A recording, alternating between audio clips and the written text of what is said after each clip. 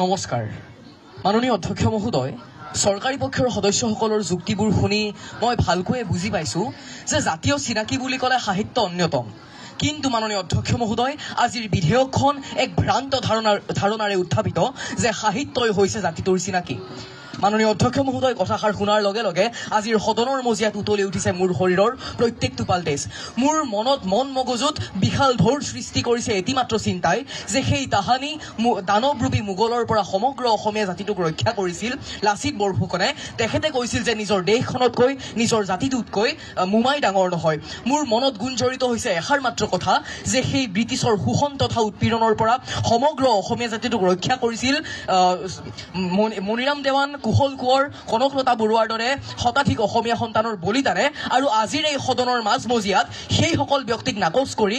জাতিটোৰ চিনাকি বুলি স্থান দিব বিচৰা হৈছে সাহিত্যক কথাষাৰ অনুধাৱন কৰিবলৈ সক্ষম হৈছোঁ বাবেই আজিৰ সদনত উত্থাপিত বিষয়টিৰ বিৰোধিতা কৰিছোঁ মাননীয় অধ্যক্ষ মহোদয় বিষয়টিৰ সৈতে জড়িত হৈ আছে তিনিটা কথা সাহিত্য জাতি আৰু চিনাকি প্ৰথম কথা চৰকাৰী পক্ষৰ সদস্যসকলে স্পষ্ট কৰি দিব লাগে যে কি সাহিত্যৰ কথা আজিৰ বিধেয়কখনত উত্থাপিত কৰা হৈছে কিয়নো মাননীয় অধ্যক্ষ মহোদয় সাহিত্য বুলি ক'লে আমাক লাগিব এটা নিৰ্দিষ্ট ভাষা দ্বিতীয়টো কথা স্পষ্ট কৰিব লাগে যে কি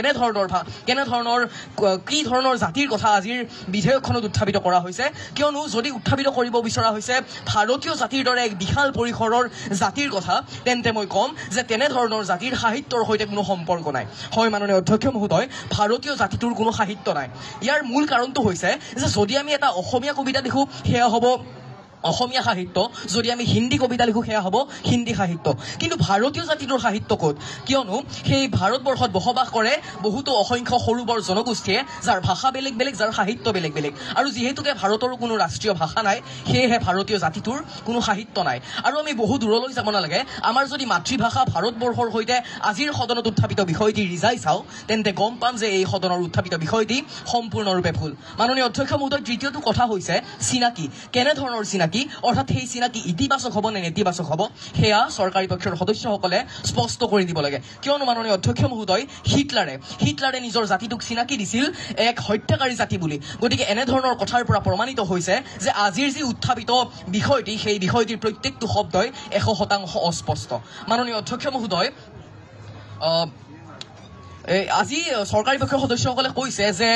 সাহিত্য সভাৰ উদাহৰণ দিছে মাননীয় অধ্যক্ষ মহোদয় কিন্তু মই ক'ব খুজিম যে যদি আমি অসমীয়া জাতিৰ কথা বিবেচনা কৰোঁ আজি অসমত বসবাস কৰে 3,57,13,000 ব্যক্তিয়ে আৰু সেই 3,57,13,000 ব্যক্তিৰ জানো 10% ব্যক্তি অসমৰ সাহিত্য জগতৰ আটাইতকৈ উৎকৃষ্ট নিদৰ্শন সাহিত্য সভাৰ মজিয়াত উপস্থিত হৈছে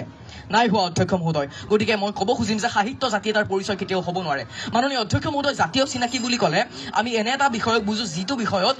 জাতিটোৰ প্ৰত্যেকটো বিষয় অন্তৰ্ভুক্ত হৈ থাকে তেনেস্থলত চৰকাৰী পক্ষৰ সদস্যসকলে কৈছে যে সাহিত্য জাতিটোৰ প্ৰত্যেকটো বিষয় অন্তৰ্ভুক্ত হৈ থাকে কিন্তু মই ক'ব খুজিম যে আগৰ সেই মোগলৰ বা আহোম স্বৰ্গদেউসকলৰ পৃষ্ঠপোষকতাত যিসকল সাহিত্যিকে বিভিন্ন ধৰণৰ সাহিত্য ৰচনা কৰি থৈ গৈছে সেই সাহিত্যৰ প্ৰতিভাগেই আছিল ৰজাৰ ভাল গুণৰ অৰ্থাৎ তাত কোনো ধৰণৰ উল্লেখ নাছিল ৰজাৰ কুকৰ্ম তথা সেই ৰাজ্যৰ প্ৰজাৰ বেয়া দিন তথা ভাল দিনৰ কথা গতিকে মাননীয় অধ্যক্ষ মহোদয় শেষান্তত মই চৰকাৰী পক্ষৰ সদস্যসকলক ভালদৰে বুজাই দিব বিচাৰিম যে সাহিত্য জাতিৰ কোনো পৰিচয় হ'ব নোৱাৰে আৰু এটি কবিতাৰ জৰিয়তে মই চৰকাৰী পক্ষৰ সদস্যসকলক বুজাই দিব বিচাৰিম যে মোৰ প্ৰতিটো কামেই মোৰ প্ৰতিটো চিন্তাই এই দেশৰ বুকুত ৰচে হয় সোণোৱালী ভৱিষ্যতৰ সপোন ধন্যবাদ মাননীয় অধ্যক্ষ মহোদয় ধন্যবাদ মহামান্য সদন